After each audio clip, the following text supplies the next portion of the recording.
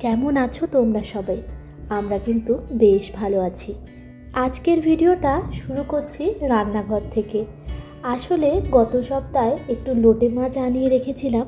ভাবলাম আজ রবিবার সবাই একটু রসিয়ে কষিয়ে লোটে মাছের ঝুরা খাওয়া যাক।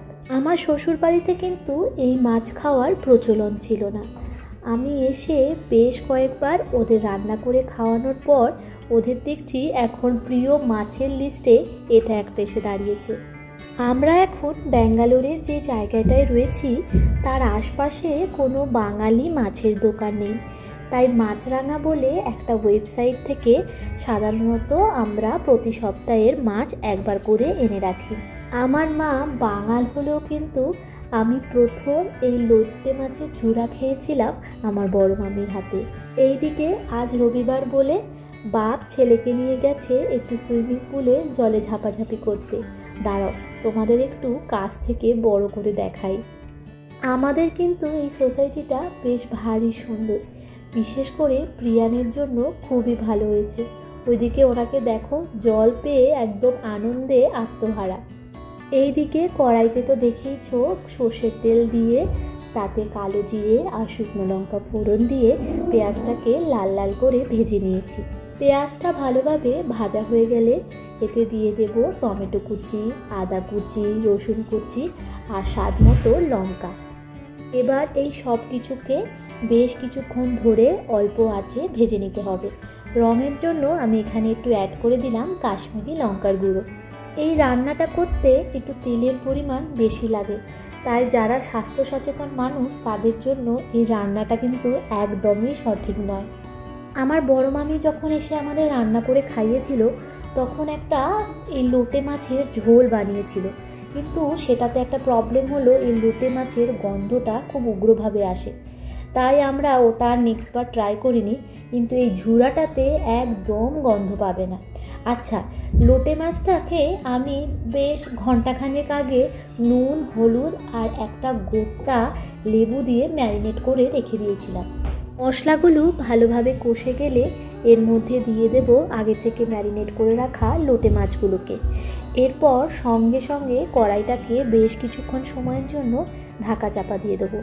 এতে কি হবে, লোটে মাছগুলো ভালোভাবে সেদ্ধ হয়ে যাবে। এবার মিনিট 5 পর ঢাকনা খুলে কাঁটা চামচের সাহায্যে লোটে মাছের মাঝখানে কাঁটাটাকে সাবধানে তুলে ফেলতে হবে। আমি একটা দুটো কাঁটা রেখে দিই, কারণ আমার কাঁটা খেতে বেশ ভালো লাগে, তবে বেশিরভাগই কাঁটা তুলে ফেলতে হবে, কারণ যেহেতু মাছটা ঝুরা ঝুরা হবে তাই তখন কাঁটা মুখে পড়লে অনেকেরই ভালো লাগে না, বিশেষ করে আমার বরমশাইয়ের।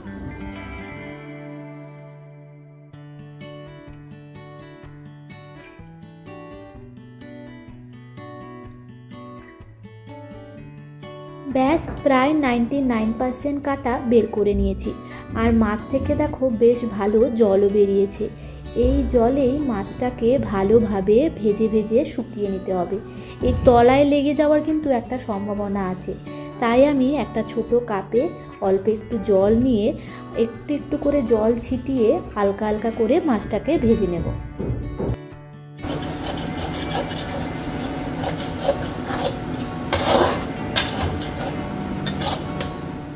এবার এইদিকে একটা ছোট কড়াইতে, ছেলে তো আর লোটে মাছের ঝুরা খাবে না, ওর জন্য একটু চিকেন স্টু বানিয়ে নেব। আমি সব রকম সবজি দিয়ে ওকে চিকেন স্টুটা দিই, আর ও বেশ ভালোই খেতে পছন্দ করে। এদিকে আমি একটু জিরে ফোড়ন দিয়ে ওর মধ্যে গাজর, আলু, পেঁয়াজ, রসুন, একটা ছোট কাঁচা লঙ্কা দিয়ে হালকা করে ভেজে নিয়েছি। এদিকে দেখো মোটামুটি লোটে মাছটা হয়েই গেছে। আমি খুব একটা ঝুড়ো করব না, কারণ ভাত দিয়ে তো খাবো, তাহলে মেখে মেখে খাওয়া যাবে না। প্রিয়ানের এখানে সবজিগুলো মোটামুটি ভাজা হয়ে গেছে। এবার এর মধ্যে আমি একটু হলুদ গুঁড়ো আর নুন অ্যাড করে দেব। আচ্ছা, তোমাদের লোটে মাছের ঝুড়ো খেতে বেশি ভালো লাগে না ঝোল? আমাকে কিন্তু কমেন্ট বক্সে জানিও। এরপর এর মধ্যে 1 ফালি টমেটো আর 2 পিস চিকেন দিয়ে কিছুক্ষণ নাড়াচাড়া করে অল্প পরিমাণে জল দিয়ে প্রেসার কুকারে বসিয়ে দেব। এই 5টা 6টা সিটি হয়ে গেলে ওর খাওয়ারও রেডি হয়ে যাবে। এইদিকে আমার লোটে মাছের ঝুড়া একদম রেডি।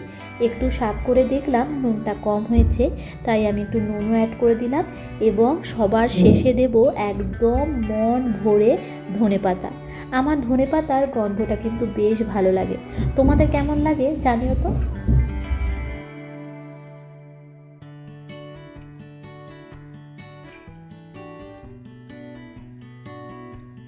শেষে নামানোর আগে দিলাম একটু লেবুর রস। এতে কিন্তু লোটে মাছের ঝুড়ার টেস্টটা অনেকটাই এনহান্স হয়। একবার বাড়িতে এই পদ্ধতিতে করে দেখো, আশা করি তোমাদের ভালো লাগবে। এইদিকে প্রিয়ানের রান্নাটাও মোটামুটি শেষের দিকে। এখন ঘড়িতে বাজে প্রায় 2টো। রবিবার দিন মনে হয় ঘড়ির কাঁটাটা একটু জোরে জোরেই দৌড়ায়। সে যাই হোক, আজকের ভিডিওটা তোমাদের কেমন লাগলো সেটা কিন্তু আমাকে অবশ্যই জানিও। খুব তাড়াতাড়ি তোমাদের সাথে দেখা হচ্ছে নতুন একটা ভিডিও নিয়ে, নতুন একটা ব্লগে। ততক্ষণ পর্যন্ত সবাই খুব ভালো থেকো আর খুব আনন্দে থেকো। আজ তাহলে আসি, বাই বাই।